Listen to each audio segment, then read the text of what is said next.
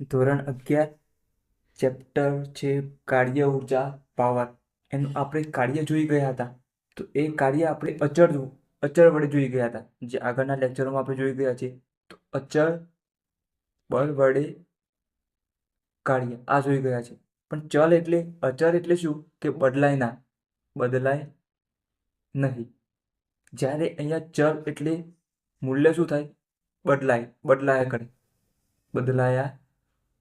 એટલે અચળ બળ વડે એટલે બળનું મૂલ્ય બદલાય નહીં. પણ અહીંયા ચલ બળ વડે એટલે બળનું મૂલ્ય બદલાયા કરે, એટલે કાર્યનું મૂલ્ય પણ બદલાયા કરે.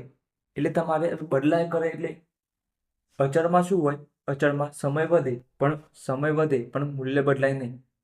શું થાય? સમય બદલાય પણ મૂલ્ય બદલાય નહીં. અને અહીંયા સ્થાન બદલાય તો પણ મૂલ્ય બદલાય નહીં, કારણ કે મૂલ્ય શું હોય? અચળ હોય.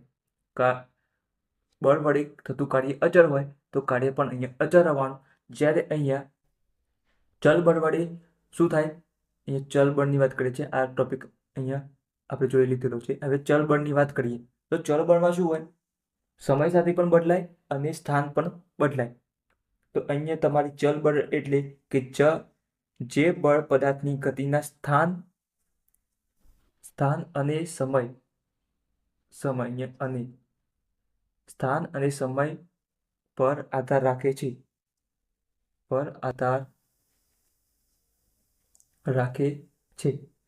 અહીંયા શું છે કે ચલ બળ એટલે કે જે બળ પદાર્થની ગતિના સ્થાન અને સમય બંને પર આધાર રાખે છે, જેને આપણે ચલ બળ કહીશું. કારણ કે બદલાય છે. વાસ્તવમાં આપણે મોટા ભાગે બળ છે એ ચલ બળ પર આધારિત છે. હવે તમે માની લો કે કોઈ કાર બંધ થઈ ગઈ છે અને તમારી પાસે તમે કોઈ કામ કરેલું નથી, તો તમારી પાસે પૂરી તાકાત છે. ત્યારે તમે બળ લગાવો છો એટલે તમે થોડું બળ લગાવો છો. ના, કાર આગળ ના જાય તો એનાથી વધારે બળ લગાવ્યું તો ના જાય. એને થોડું વધારે બળ લગાવ્યું તો કાર જવા લાગી. તો તમે જોયું, પહેલા થોડું 1 ન્યૂટન લગાવ્યું, પછી 2 લગાવ્યું, પછી 3 લગાવ્યું, હવે 4 ન્યૂટન બળ લગાવ્યું એટલે ગાડી આગળ થઈ. હવે તમે થાકી ગયા એટલે બળનું મૂલ્ય ઘટતું જ જવાનું. તો પાછું શું થાય? 3 થયું, 2 થયું, 1 થયું, 0 થઈ ગયું અને તમારી પાસે તાકાત નથી. તો શું થાય? આ મૂલ્ય બદલાયા કરે છે, બળનું મૂલ્ય. તો તમારે અહીંયા પણ કાર્યનું મૂલ્ય બદલાય છે, એટલે કે સ્થાન અને સમય બંને પર આધારિત છે. અને મોટા ભાગે આપણે જે પણ વાસ્તવિક જીવનમાં જે પણ બળ લગાવીએ છીએ, કાર્ય કરીએ છીએ, એ કયું હોય છે? ચલ બળ પર આધારિત છે. કયું છે? ચલ બળ પર આધારિત છે. કારણ કે આપણે જે પણ બળ લગાવીએ છીએ એ બળનું મૂલ્ય બદલાતું રહે છે, અને બળ બદલાય એટલે તમારું કાર્ય પણ બદલાતું હોય છે. અને અચળ બળ તો ક્યાંક જ જોવા મળે છે, ભાગ્યે જ જોવા મળે છે. હવે અહીંયા આપણે વાત કરીએ કે જે ઉદાહરણ લખ્યું કે તમે પાસે થોડું બળ લગાવ્યું, વધારતા ગયા, પછી 0 0 થયા. તો આપણે બળ પણ જોઈ લઈએ, આ બળ, અને આલેખ પણ જોઈ લઈએ સ્થાનનો. શું કરીએ? સ્થાનનો આલેખ જોઈ લઈએ.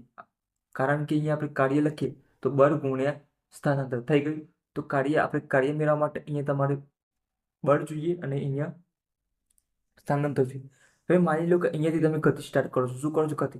તમારી પાસે હવે હાલ તમે બળ લગાવતા નથી. અહીંયા જો થોડું વધારે બળ લગાવ્યું. શું લગાવ્યું? વધારે બળ લગાવ્યું. પછી એનાથી વધારે બળ લગાવ્યું. આ રીતના ઉપર ગ્રાફ ગયો, બળનું મૂલ્ય વધારતા ગયા. હવે તમારી પાસે તાકાત ઘટવા માંગી.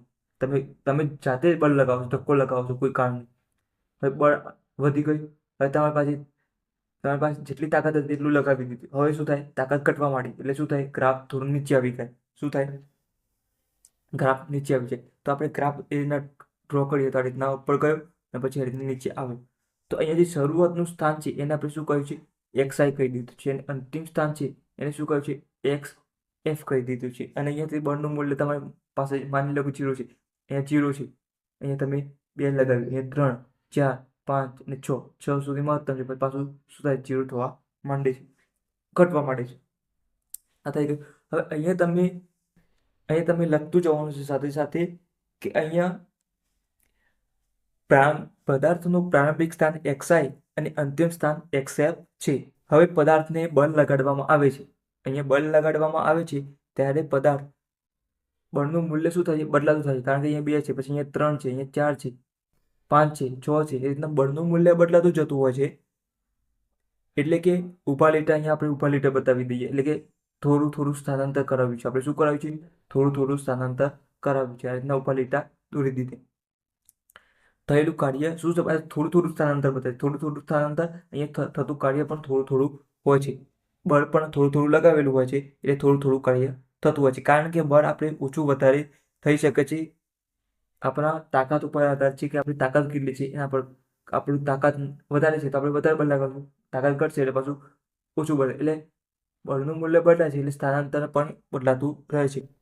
વારંવાર બળ આપવાથી થોડું થોડું થયેલું સ્થાનાંતર આ બધું શું બતાવે છે? સૂક્ષ્મ કાર્ય બતાવે છે. થોડું બળ, થોડું કાર્ય, થોડું સ્થાનાંતર, તો આ સૂક્ષ્મ કાર્ય બતાવે છે જે છે અંદર. હવે આપણે કુલ કાર્ય શોધવું હોય, શું કરવું હોય? કુલ કાર્ય શોધવું હોય તો દરેક ભાગ નાના નાના સૂક્ષ્મ કાર્ય દર્શાવે છે. તો આપણે કુલ કાર્ય શોધવા શું કરવું પડે? તો થયેલા કાર્યનો સરવાળો કરવો પડે. અહીંયા કાર્યનો સરવાળો, આ બધા આનો સરવાળો, આ બધા સૂક્ષ્મ કાર્યનો સરવાળો કરવો પડે. અથવા તમે કોઈ એક ગાળાનું સૂક્ષ્મ કાર્ય લઈ લો, સૂક્ષ્મ કાર્ય શોધો અને કુલ કાર્ય માટે એનું સંકલન કરી દો. સૂક્ષ્મ કાર્ય શોધો એક ગાળાનું અને પછી સંકલન કરી લો તો આખા ભાગનું આપણને શું મળી જાય? કુલ કાર્ય મળી જાય. તો હવે આપણે એને શોધીએ. તો શોધવા માટે આપણે શું કરીશું? તો ડેલ્ટા એક્સ આ સૂક્ષ્મ કાર્ય એટલે કે સૂક્ષ્મ સ્થાનાંતર કરાવવા કરવું પડતું સૂક્ષ્મ કાર્ય. તો સૂક્ષ્મ કાર્ય આપણે ડેલ્ટા વડે દર્શાવીશું. તો સૂક્ષ્મ કાર્ય આપણે ડેલ્ટા વડે દર્શાવી લીધું તો આપણે એફએક્સ અને અહીંયા સૂક્ષ્મ સ્થાનાંતર ડેલ્ટા એક્સ આ થઈ ગયું. હવે તમને ખબર છે કે આપણે સ્થાનાંતર કરાવીએ છીએ ડેલ્ટા એક્સ, તો અહીંયા ડેલ્ટા એક્સઆઈ થી એક્સએફ પ્રારંભિકથી અંતિમ. તો અહીંયા તમારે જે કરાવો છો સ્થાનાંતર, તો એક્સઆઈ થી એક્સએફ સ્થાન સુધીનું કુલ કાર્ય, તો કુલ કાર્ય તમને મળશે W ઇઝ ઇક્વલ ટુ, હવે સરવાળો કરી દેવાનો. અહીંયા એક્સઆઈ થી એક્સએફ સુધીનું, તો અહીંયા સરવાળો કરી દો તો એક્સઆઈ થી એક્સએફ સુધીનું કુલ કાર્ય. તો અહીંયા તમે સૂક્ષ્મ કાર્ય શોધી લીધું. તમે એકનું સૂક્ષ્મ કાર્ય શોધી લો, પછી એક્સઆઈ થી એક્સએફનો સરવાળો કરી લો, અહીંયાથી આ બધાનો તમને કુલ કાર્ય મળી જાય. હવે અહીંયા તમે જોશો તો અંદર સ્થાનાંતર છે. સ્થાનાંતર અહીંયા તમે કાર્યનું કિંમત મૂકી લેશો અહીંયા, તો અહીંયા એક્સઆઈ થી એક્સએફ અને સૂક્ષ્મ કાર્યની કિંમત જે છે એ અહીંયાથી અહીંયા મૂકી દઈશું આ ભાગ. તો અહીંયા શું છે? FX into delta x. હવે ડેલ્ટા એક્સ જે છે અહીંયા સ્થાનાંતર જોજો. તો સ્થાનાંતર ડેલ્ટા એક્સ ખૂબ જ સૂક્ષ્મ લેવામાં આવે છે. કયું છે? સૂક્ષ્મ લેવામાં. આ તમારે લખવાનું છે, હું જે બોલું છું. અહીં સ્થાનાંતર ડેલ્ટા એક્સ ખૂબ જ સૂક્ષ્મ લેવામાં આવે છે ત્યારે સરવાળાના લક્ષને અહીંયા જોજો. સરવાળાના લક્ષને limit delta x tends to 0 sigma x i થી એક્સએફ ને આપણે લિમિટ સંકલન વડે દર્શાવી શકાય.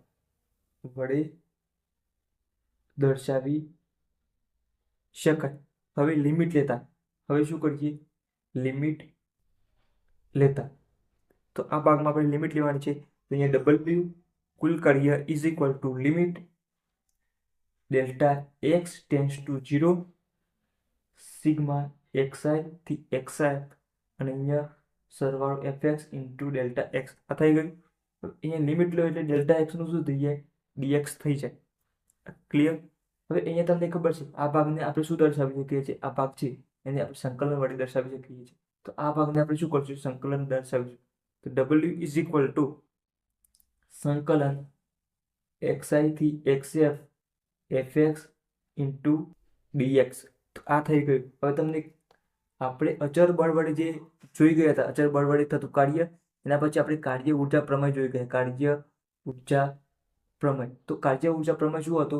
તો ડેલ્ટા કે ઇઝ ઇક્વલ ટુ W. કુલ કાર્ય એ ગતિ ઊર્જાના ફેરફાર જેટલું થાય. તો અહીંયા કુલ કાર્ય છે એ શું થાય? ડેલ્ટા કે થાય. તો અહીંયા ડેલ્ટા કે પણ તમે દર્શાવી શકો છો અને અહીંયા W પણ લખી શકો છો અને અહીંયા સિગ્મા એક્સઆઈ થી એક્સએફ એફએક્સ ઇન્ટુ ડીએક્સ. તો આ રીતે તમે દર્શાવી શકો છો.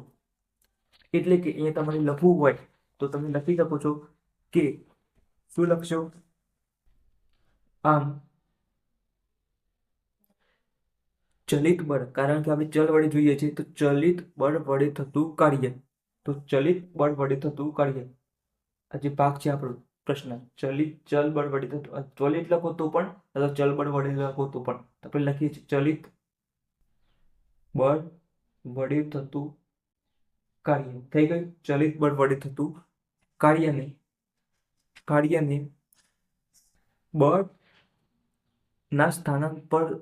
બળના સ્થાનાંતરના નિયત સંકલન વડે દર્શાવી શકાય છે. બળના સ્થાનાંતર પરના નિયત સંકલન વડે દર્શાવી શકાય છે. તો અહીંયા તમે લખી શકો છો બળના સ્થાનાંતર પરના નિયત સંકલન વડે દર્શાવી શકો છો અથવા દર્શાવી શકાય છે. એ શકાય છે એ પણ દર્શાવી શકાય છે. ક્લિયર? તો આપણે અહીંયા ચલ બળ વડે થતું કાર્ય જોયું અને કાર્ય ઊર્જા પ્રમેય પણ તમારે યાદ રાખી લેવાનો. એટલે W તમે ડેલ્ટા કે પણ લખી શકો છો. તો અહીંયા આપણું લેક્ચર પૂરું થાય છે. આ થિયરી પણ મેં એકદમ ઇઝી રીતે તમને સમજાવવાનો પ્રયત્ન કર્યો છે. તો આપણે ચલ વડે જોયું આ થિયરીના અંદર. આગળ જે કાર્ય જોયું હતું એ અચળ બળ વડે થતું કાર્ય જોયું હતું. હવે અહીંયા લેક્ચર તો આપણું પૂરું થઈ ગયું છે. જો તમે ચેનલને સબસ્ક્રાઇબ ના કરી હોય તો ચેનલને જરૂરથી સબસ્ક્રાઇબ કરી લેજો અને બાજુમાં આપેલ ઘંટડી પર ક્લિક કરી ઓલ સિલેક્ટ કરી લેજો. તમને વિડીયોની નોટિફિકેશન મળતી રહેશે. ત્યાર પછી તમને વિડીયો લાઇનસર જોવા માટે, દરેક ચેપ્ટરના વિડીયો લાઇનસર જોવા માટે તમે પ્લેલિસ્ટમાં જઈને જોજો. તો તમને એક ચેપ્ટરનું ફોલ્ડર મળશે, એના અંદર દરેક વિડીયો લાઇનસર આપેલા છે. અને મટીરિયલ માટે તમે ટેલિગ્રામ ચેનલમાં પણ જરૂરથી જોઈન થઈ જજો, જે તમને વિડીયોના ડિસ્ક્રિપ્શનમાં આપેલ છે.